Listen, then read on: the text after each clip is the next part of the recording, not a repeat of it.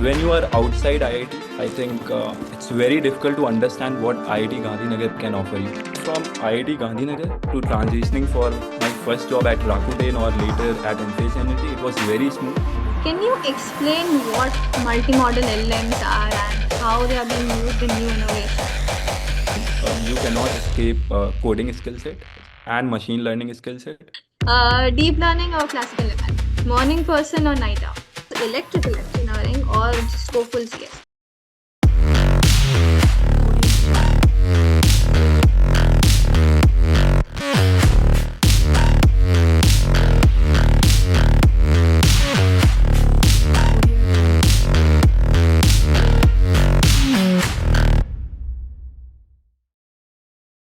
Hello and welcome everyone to another episode of Beyond the Gates, brought to you by Amalthea and Alumni Relations, IIT Gandhinagar.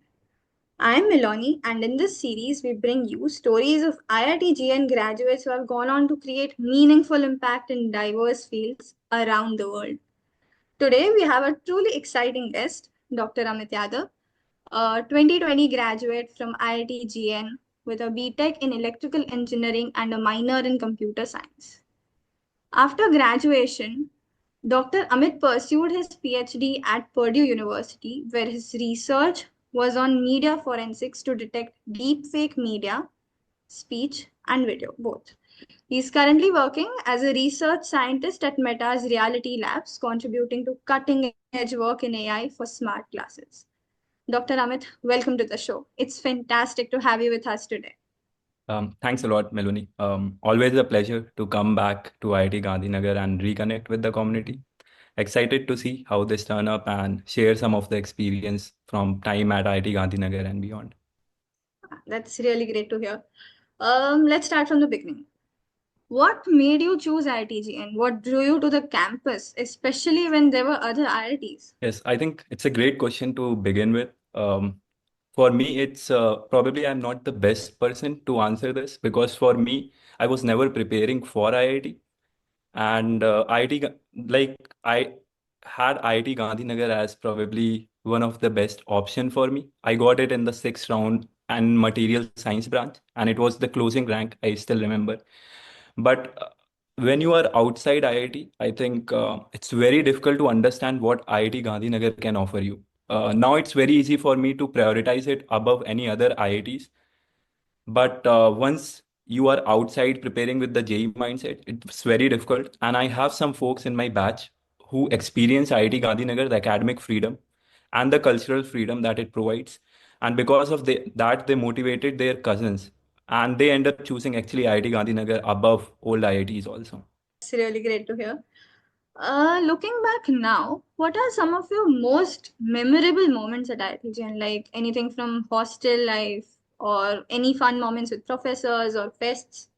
Yeah, a lot of great memories. I think I used to spend a lot of time in Panchayat circle, late night talking with seniors or my batchmates. A lot of great memories from there. I was involved in a lot of extra co-curricular activities. So I'll work late night on Amalthea, Blitzcron, or Ignite, or in Mean Mechanics Club. And then I'll go to class, sleep during class hours. And I think all those are really fun memories when I look back. And there are a lot of memories we had with professor also. I remember there is a professor in electrical department, Professor Raghavan, and we went to class and there was one person who was not present. So he took whole batch to that person's dorm room and then we were knocking outside his room and that guy just waked up. So all those are like really great memories when I look back and think about IIT Gandhinagar. Oh, wow. I've never heard such a story before. Wow, okay. Having spent these crucial B.Tech 4 years on campus, what is it that you miss the most? And what made you decide you completed your degree in 3.5 years, right? What made you decide to do that? Yeah, I think what I miss the most is the community that IIT Gandhinagar offers you. It's a great set of people. You don't realize once you are outside of it. Takes a lot of time to realize that. I had great set of folks who supported me, who made sure that I'm laughing when I'm overloading semester. And I really miss that. I can quote one example of a friend, Akhilesh, And I remember I was overloading my semester. It was last sem for me. And that guy helped me a lot. Like he was a personal tutor for me for natural language processing course. So the kind of community you get at IIT Gandhinagar, I think that I miss the most. And I think it's very difficult to create a such community. I often say this line that college are for undergrad, grads and PhDs, people they or postdocs, they are more or less worker for the college. And I think that kind of community I really miss. And it's one of the best thing that IIT Gandhinagar gave me. And why I completed in 3.5 years, there are a lot of factors. I was completing all the course requirement for my major and minor if I overload by one more course, which is, I think, 3 or 4 credit extra. So it felt there is no need for registering as a student for one more semester just to do another course. So that was one major reason. And then I had this discussion with my faculty coordinator also that, hey, what do you think? Should I do it? Does it make sense? And he was like, you have already done it for previous few semesters. And if still you are asking about it, then probably you should just go for it. Either you will know your limits or you will do it. And at the end, I actually got to know my limits. But I think I was completing my course requirement, and it doesn't make sense to stay for one more semester just for a course as a student.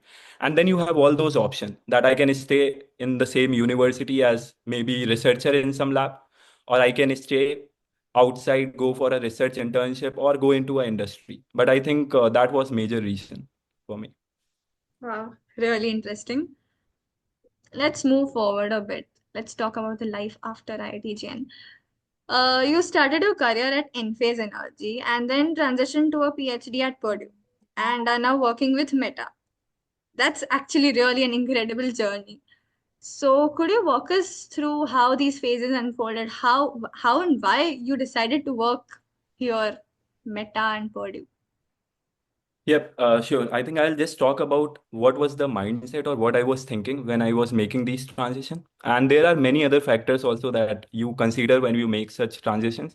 But I'll just talk about some major things. So I think once I graduated after 3.5 years, I had this 6 month. So I went to Rakuten actually. And the reason for going there was I was planning to go for higher studies. And I had some offers from different lab, Oxford and some in Israel for research internship for 6 months. And my thought process was like, hey, I'm going for higher studies anyway next year. Let's stay in India and work in industry to experience how research in industry looks like. That made me choose like Rakuten. And I went, did some ML computer vision research over there. And I think once I was in Rakuten, got offered for full-time position, I had this feeling of I did a degree in electrical engineering and I'm not at all using it. I used to love a lot of microcontroller, embedded system, and digital signal processing.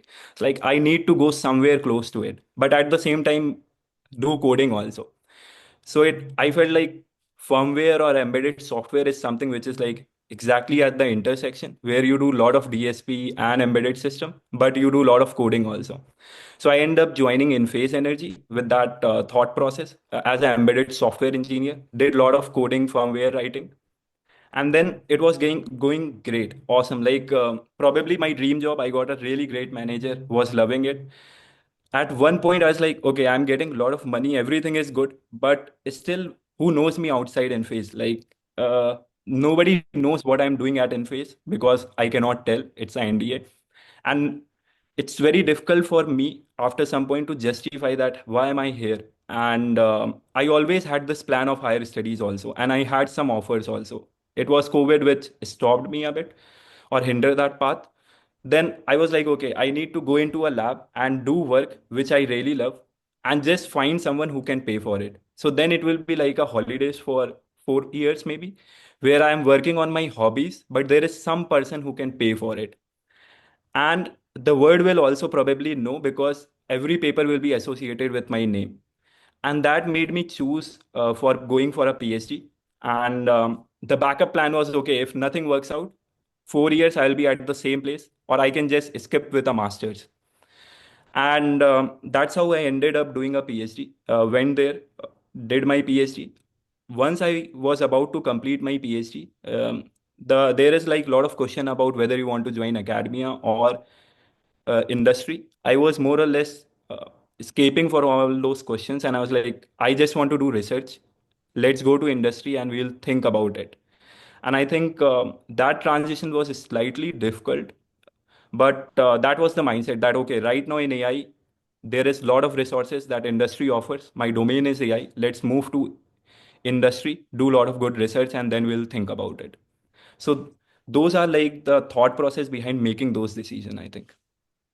Oh, okay. I have never met someone who has like differentiated from academia and research, all that. It's really interesting to hear your take on this. So how was the transition from college life to work and research? I mean, yes, you described it, but any major challenges you faced and how did you solve those? Yep. I think from IIT Gandhinagar to transitioning for my first job at Rakuten or later at Enphase Energy, it was very smooth because I had some experience of MLAI and I had a lot of experience of embedded system or robotics in general because I was working a lot with mean mechanics and different tech events also. So it was very easy for me to move that transition work-wise. And at Enphase also working was really easy because most of the time as embedded software engineer, you will look on different chips, what people are doing with that, what are the protocols, how that functions. And that is what exactly I did in Mean Mechanics Club during my time at IIT Gandhinagar. So the transition was very smooth. I was expecting my transition from Enphase to my PhD will also be very smooth because I was joining a domain of media forensics, which I worked at IIT Gandhinagar for some time. But work wise, it was very smooth. But cultural change and making my community, that took a lot of time. And it was very challenging because it's a complete move. You come with some expectation that, okay, now I'm in a lab of 15, 20 graduate student. It will be fun. What can go bad? But typically, at least the sort of people I met in my lab, they are shy and it takes a lot of time to interact and develop bonds with them. So culturally, it was very difficult for me to adapt. But I think work-wise, it was not very difficult. Only one thing I will say is like when you join a lab for PhD, you need to adjust with the working style of your advisor because they have years of experience and they know sometimes what works, and that was sometimes frustrating for me. But overall, I think work wise it was very smooth transition. Culturally it took bit challenges. Hmm. Yes, I could imagine the culture differences between US and India. Okay, so specifically, is there any project, course, or mentor at IITGN that you feel played a major role in shaping your direction in AI and research? Or maybe even any memorable experience that truly changed your career path or your life altogether? Yep. I think I'll answer both of these questions separately. The first part, he's not, I think, professor now at IIT Gandhinagar. He switched to IIT Bhilai, Professor Nitin Khanna. He graduated from Purdue and he was working in media forensics. So he was the person who introduced me to the domain. I did two, three, I think, project courses with him. And he actually was alumni of my lab and was guided by my advisor only. And it was long time back. So he played a crucial role in introducing me with the domain on which I pursued my PhD. And I think some experience from my life at IIT Gandhinagar or even beyond and before that shaped my career is some set of experiences where whenever you try something out of the norm, whether it is branch change with participating in multiple events, or like for example in my high school, I was not preparing for IIT, so there were a lot of my friends who would who would like warn me, or they will be really concerned about me. And similar thing happened in IIT Gandhinagar also. There are a lot of seniors whom I respect a lot still now. And they were telling me like, don't participate in these things. You will not be able to do branch change. Or even in my PhD, like after 2 years, I was telling some postdoc that, hey, it feels like I'll be able to complete in third year.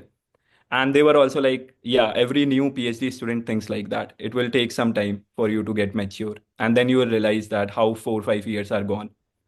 So I think there was always some set of people who will portray some set of insecurities or their concerns, and ultimately things will work out. I think I have to just understand from where they are coming and what is the underlying reason. But I think in general, those set of experiences when you are trying something out or something different from the normal herd, and people are stopping you and still it's done. I think that shaped my mindset a lot and still guide me in doing few things. Yeah, I actually truly resonate with you. I played my life like that. So, mm, let's talk about tech. Can you explain what multimodal LLMs are and how they are being used in new innovations? Yep, sure. So there are traditional set of LLMs, ChatGPT, text mode, and Claude, or maybe several other Gemini and all. They only work on text. So you input a text query or some question, and they reply you back in text. The only idea behind multimodal LLM is an extension of that to multiple domain, which can be image, audio, video, or even multimodal signal. Now think about this interaction itself. To make it human-like, we cannot chat only. We have to use some video or some speech signal, right? So as soon as you bring multimodal LLMs, the interaction can become very close to natural or human-like. So they can support you at different places. For example, reception. There you will see a lot of startups coming up in the field of receptionist position, but through AI. So you will get a call from AI and you can book your meeting or slots using that agent, right? So any place where you have interaction, multimodal LLMs can help a lot. Any place where you need reasoning capability on multimodal data. Think about medical field where you have medical images and you have patients history also. Can you develop reasoning on that multimodal data? Or think about the whole automation industry or robotics, where you have sensor data and then you have a lot of patterns or text notes also with it. Can you combine both of them and then answer about anomaly or few things that are happening in the manufacturing pipeline itself? So all those innovation will be powered by these multimodal LLMs in the coming future, I think. Wow, okay. Interesting. Let's see what happens. But moving forward, your current work involves training multimodal LLMs for smart glasses, which see what the user sees and hear what they hear. So, what kind of real world problems does this smart glasses solve? Yeah, I think the innovation is still same, multimodal LLMs, which can make interaction or reasoning on multimodal data. But smart glass gives a really great form factor. You have something which is lying over here on your head, seeing exactly what you are seeing, and can hear and can also play back to you. And it will be mostly private, so nobody can hear around you. And now, because you have this multimodal LLM deployed on it, what you can do is, for example, most of the time, at least, I have been stuck in places where I'm looking at menu or I'm in a different country and in front of a signboard which I don't understand. Or the menu is in a language which I don't understand. Now you can just query it that, hey, what do I see? Can you translate it for me? Right? All those interaction you can support because of the form factor. And for us, it is okay. It's a utility product, but think about people with impairment visually and even people who have auditory impairment. Both of them can now ask like, hey, can you read it for me if you are visually impaired? Or you can say, hey, can you give me a text transcript for this? And it can overlay as a AR on the glasses.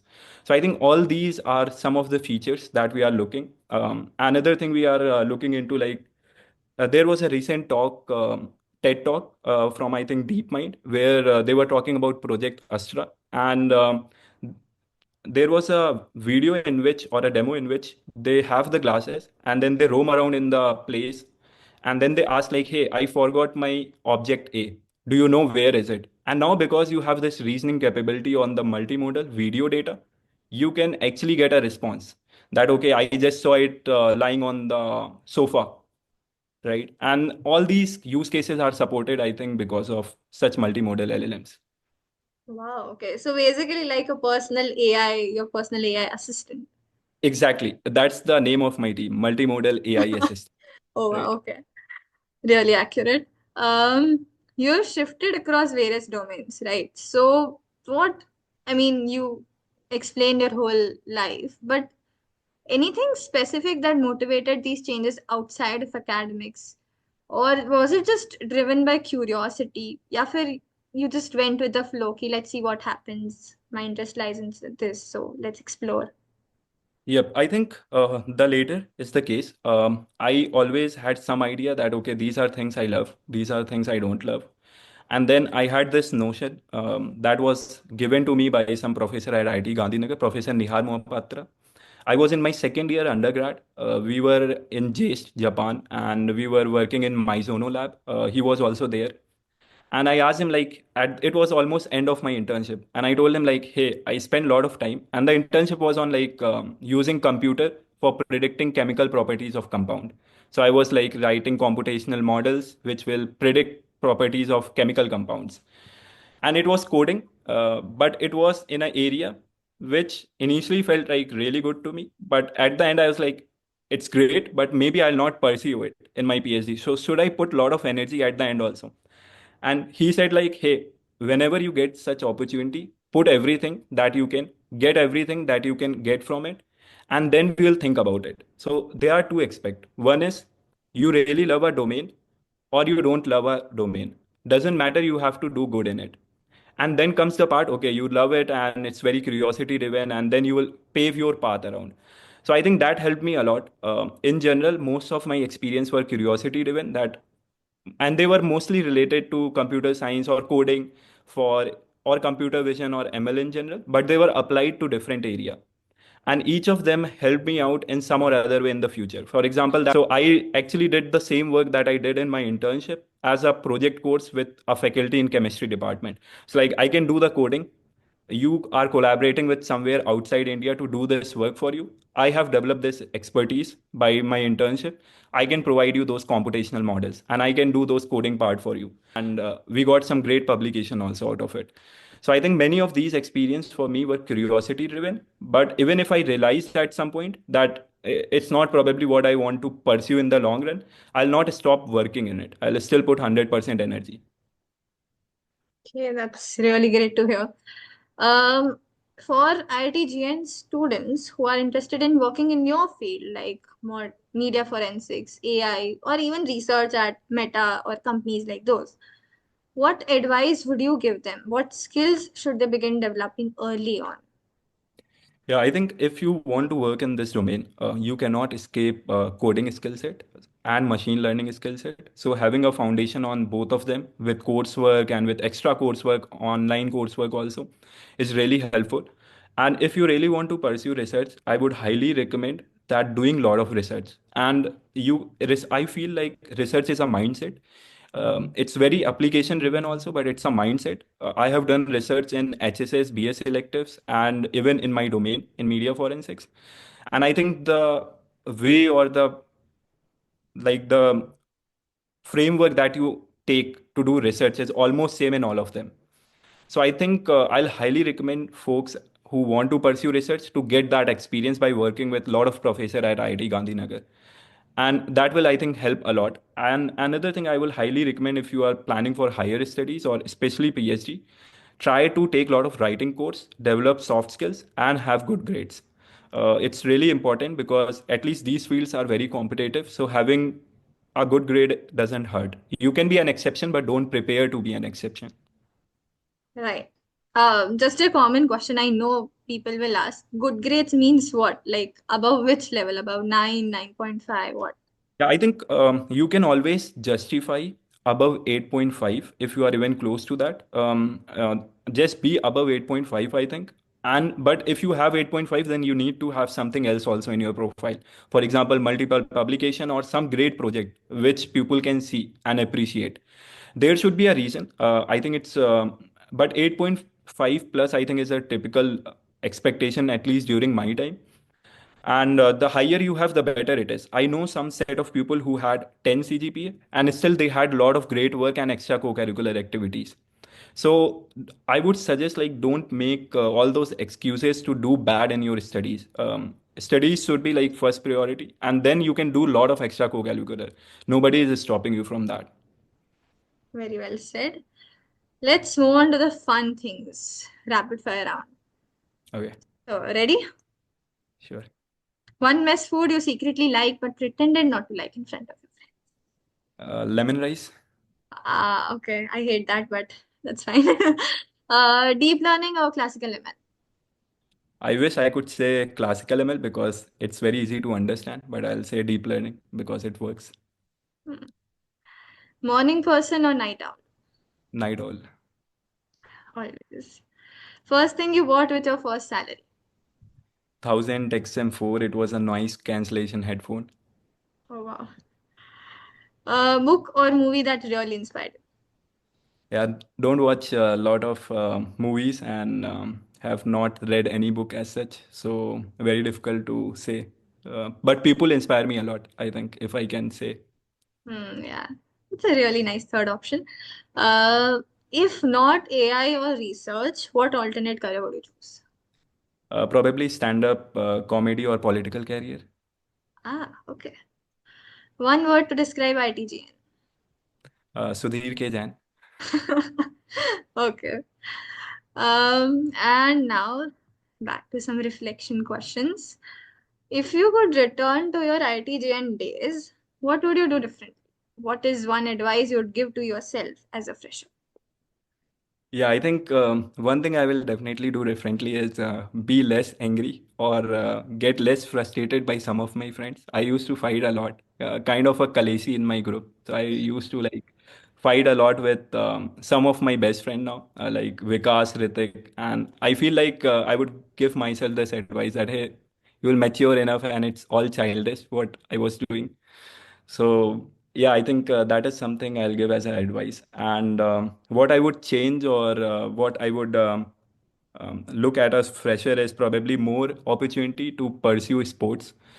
Actually, I had a lot of opportunity, but I did not put a lot of energy in sports or cultural activities. I think I'll put more energy, at least in one sports. I'll keep continuing till my fourth year, and one cultural activity. It can be painting, dance, or open mic also, I think. But yeah, those two things I'll put a lot of energy on. Interesting. Um, if you had the choice, would you still choose electrical engineering or just go full CSE? Yeah, this question I have answered, I think, 50 times to my advisor because he used to say that, are you here for a degree in computer science? Because he had like courtesy appointment in both the department. So he can give me degree in any department. And but the right answer was electrical engineering. So if by chance also someday I say that I want computer science, he'll probably throw me out from my lab. So even if wake me up at night and ask this question, I'm trained to say electrical engineering. Okay. Um, and finally, what's one message you would like to share with current IITGN students listening in today? Yeah, I think one big message I'll say is be accountable for your time at IIT Gandhinagar. It's your career. 10 years down the line, you will see a lot of folks from your batch who had made best out of it. So don't have anything to regret about it. Be accountable about it. And if you get stuck about anything, find a solution for it. You can talk with seniors, professor, or anyone. But I think be accountable about your time at IIT Gandhinagar and even beyond. Dr. Amit, it's been an absolute pleasure having you on this episode of Beyond the Gates. Honestly, it was really inspiring and really knowledgeable this talk today. Your journey from IITGN to cutting edge research at Meta shows how powerful curiosity, consistency, or even just randomly following what your heart tells can be. So, thank you very much for coming here today. Yeah, I was just saying thanks a lot. It's always fun to reconnect with the community. Thank you very much. It's really great to talk with you as well today. To our listeners, thank you for tuning in. Don't forget to follow Amalthea for more inspiring stories from IITGN alumni doing remarkable things around the world. Until next time, this is Melanie signing off.